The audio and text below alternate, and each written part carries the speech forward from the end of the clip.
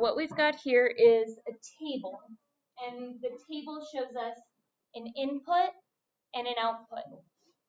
So the input is like the original word, the original letters that we're putting in. Hello. Thank you. So this is the original input that's being put in, and this is the coded output.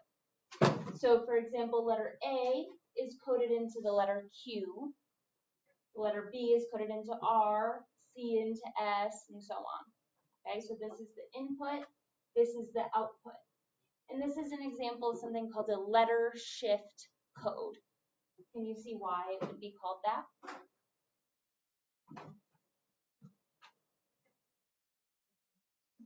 Can you see why it's called a letter shift code? This is just going in order, right? A, B, C, D, all the way to Z. What about this?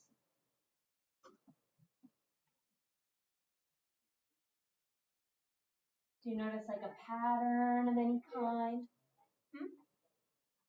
Doesn't it start in the middle and then goes to the end, and then it starts at the beginning and goes to the... Yeah, so these are just in order too, right? They're just shifted over. So instead of starting at A, we start at Q, but they still go in order. Q, R, S, T, U, V, W, X, Y, Z, right? They still go in order. So that's that letter shift. We're just shifting the alphabet over a little bit, okay? And you can also look at this, not in a table, but in a grid. And again, you've got an input and an output. The input is on the what axis? The x-axis, and the output's on the y-axis. So these are the original letters, and these are the coded letters. So H would get coded to X. I would get coded to Y, and so on. Okay. So what I want you to do is write a 1 or 2 word message using the table. I'll show you what I did. So, oh good, it's on already. Okay, so let me see. I wrote this word. See if you can figure out what this word is.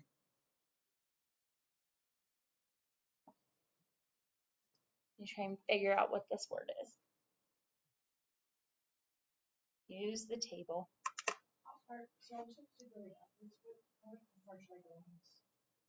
We're going to do the whole thing. Okay. I don't know how I'm going to do it. So. Okay, yeah, just, okay. If you need to come back and. It's possible I might. That's fine. See if you can figure out what the word is, please.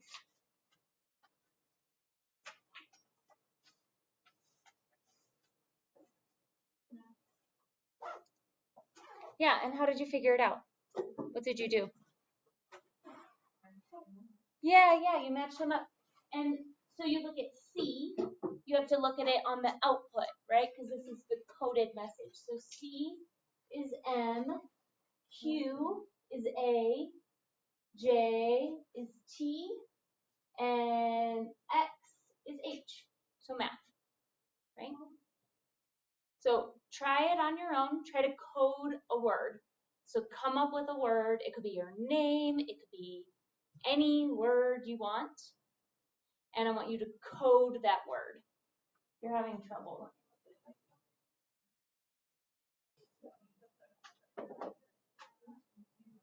It's confusing until you get it, until you see it, and then it's not confusing. But it is a little bit tricky when you first start out. So the word that I C, M,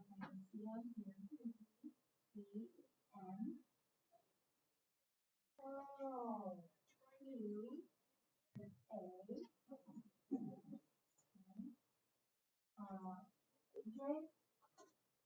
J, and X,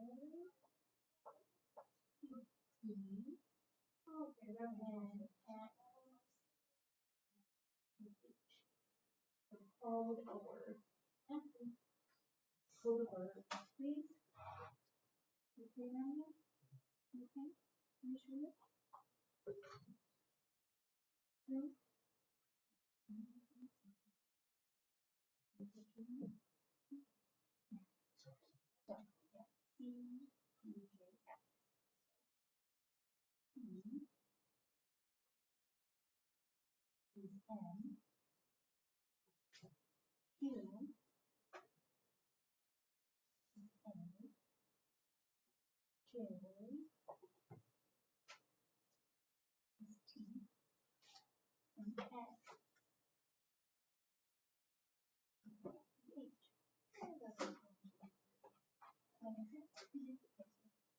want to say include your name, start with number 1, T,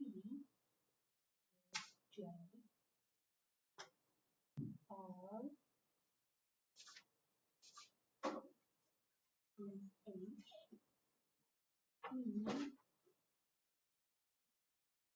T, N, that make sense? D, D, I, T, Y.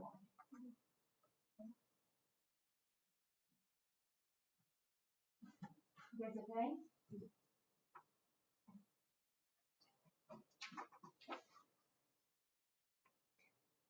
All right, let's look at the next page. So on the back page, what I want you to do is create another letter shift code. Create another code.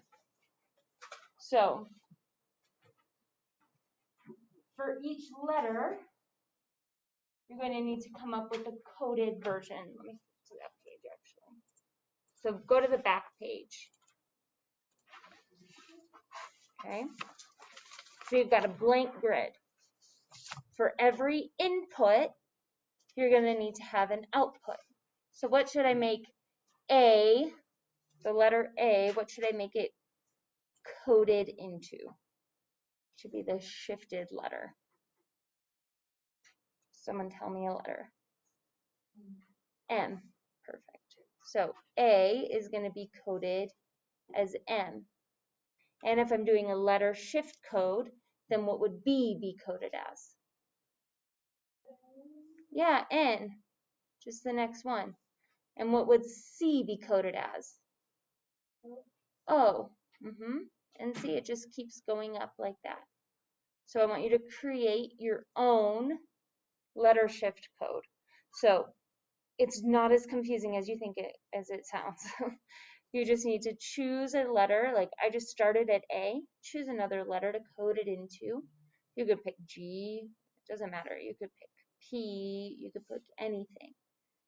But you want each input to have one output. Okay? So give that a try. Try and fill out your grid. And then use that grid to come up with one more code. Create one more coded message.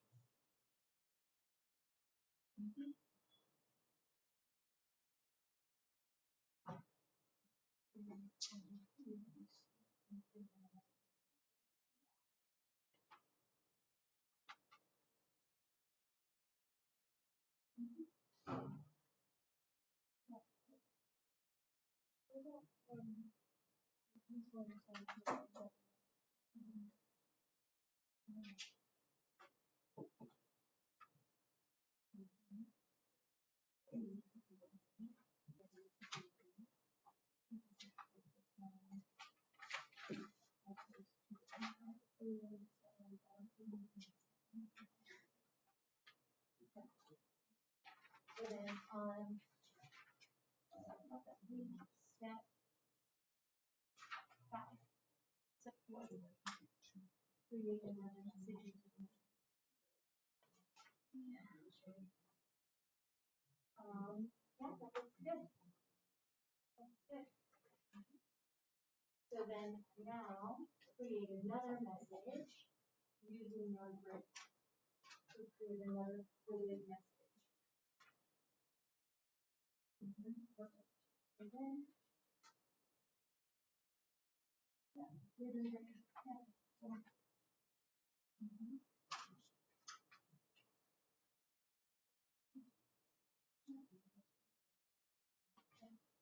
create another extra.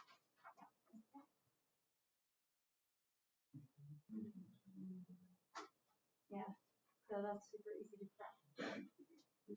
We're not trying this with the world right now. We just choose a letter for A to be fitted into, and then you can kind of go from there.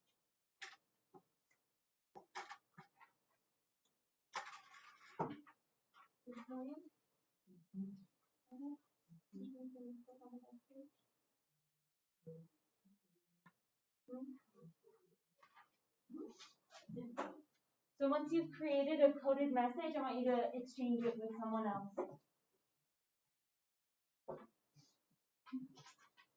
You're making a new message. So you might be on the back. I wrote it on phone.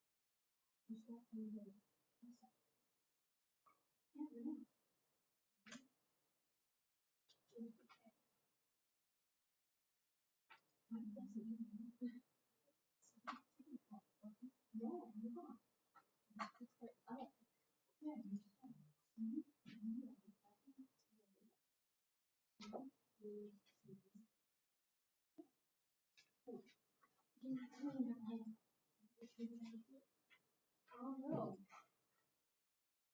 Oh, I did it from I started on the No wonder why. Yeah.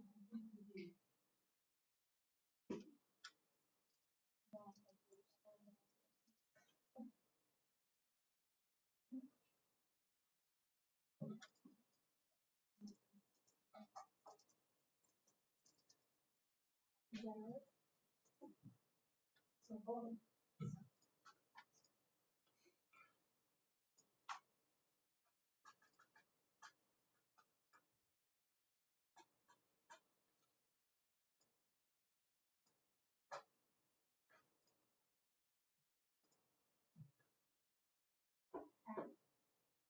You do that. Okay. Oh, look, I did this for that. Okay.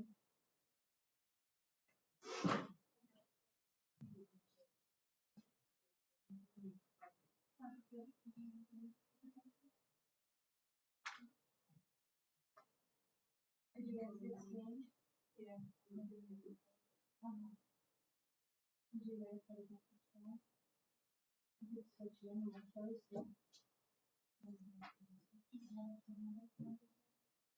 Oh. Yep.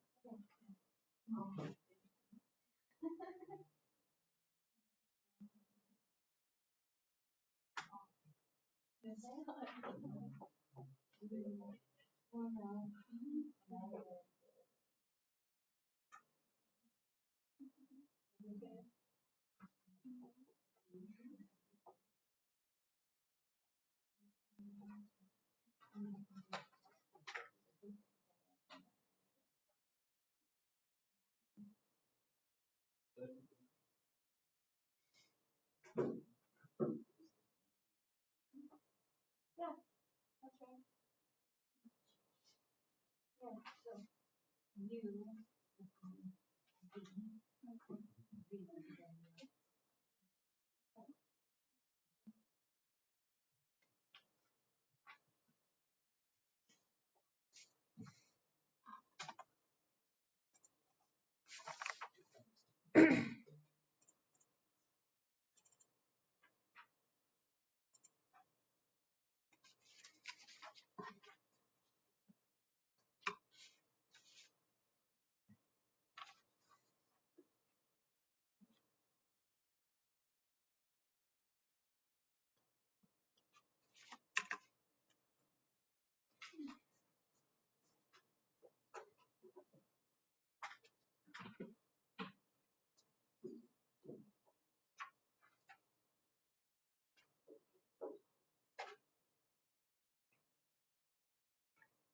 Falling leaves.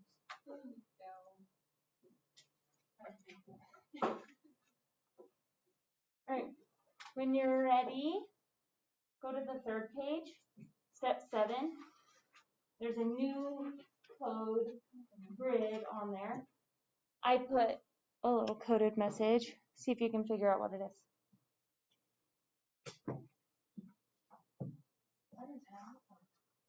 It's OLBF. So look on the coded output for O, and where does that match up to? I think it helps to draw the lines. I get dizzy with them OLBF.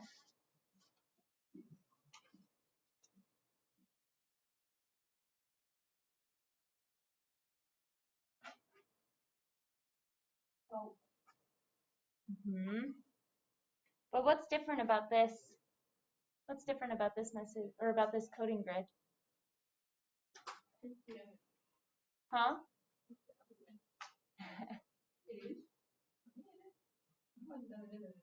So you guys create another message. Someone code a message.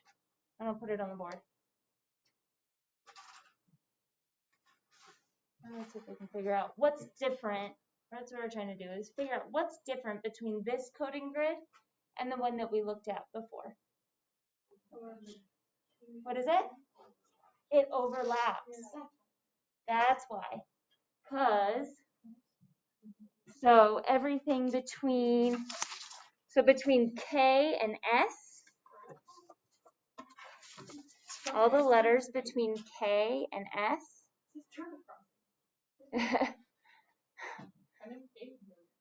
I just posted it. So K through S has 2 possible outputs. Right? So P could be coded as F, like I used, or it could be coded as V, right? So there's 2 possible outputs, right? So let's try and code the word. Let's do that. Step 9. So code the word function. Code the word function, and you'll see it.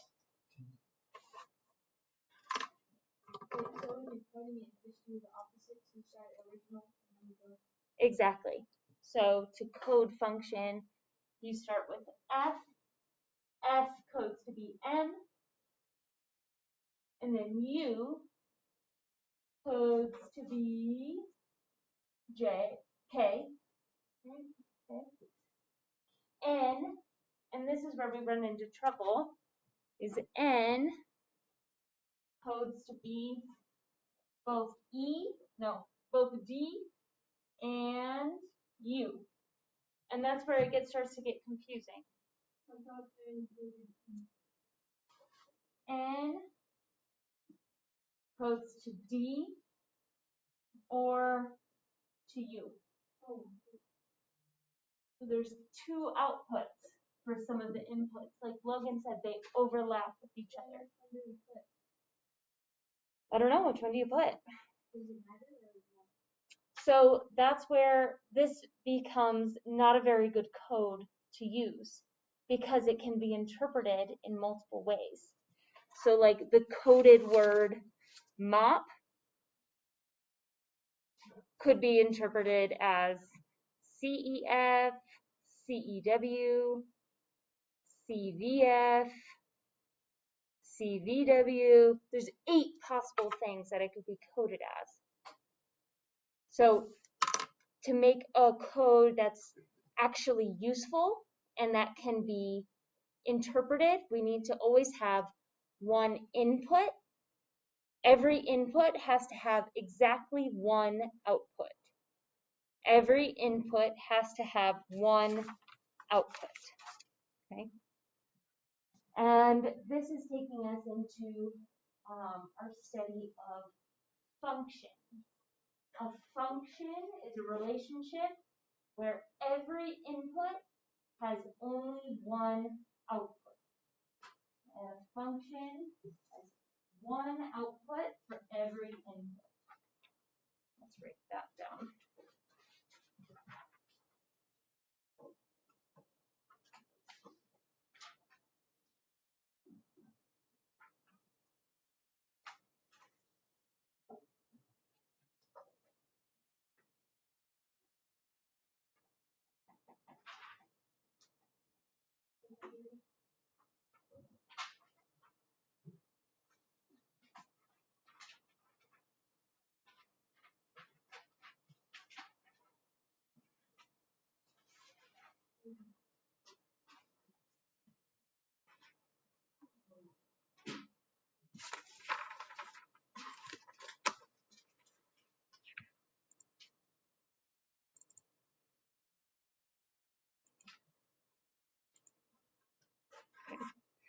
So this is our 4th chapter that we're starting today.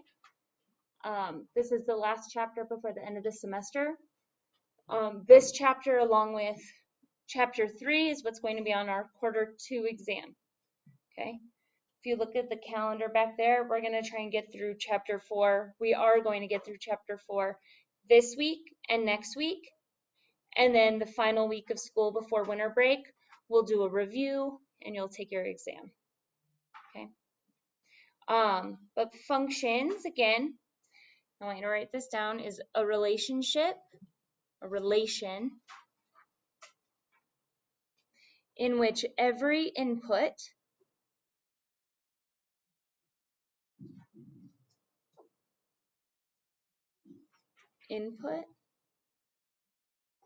has exactly one output.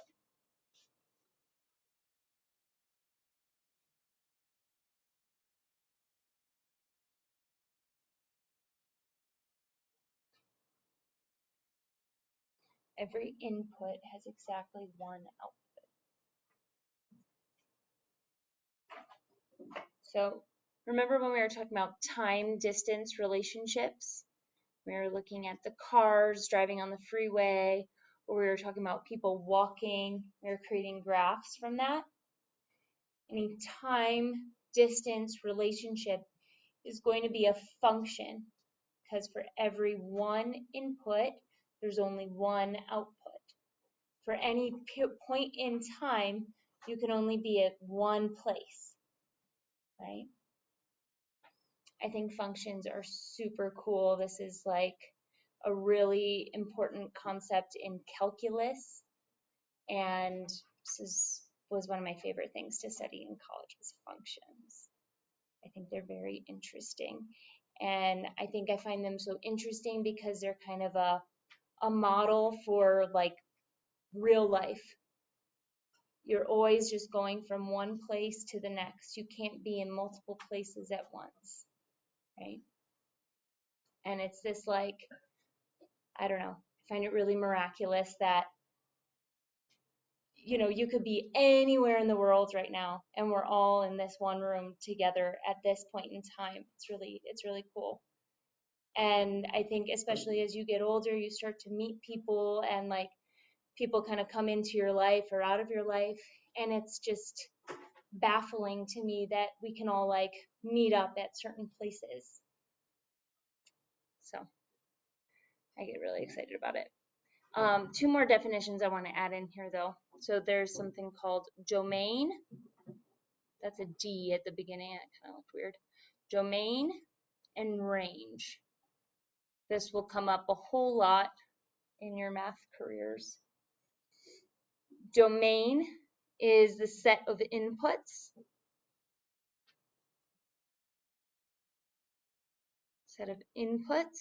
And the range is a set of outputs.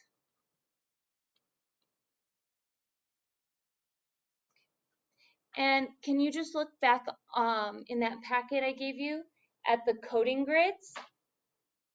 Was the inputs on the X or the Y axis? The X.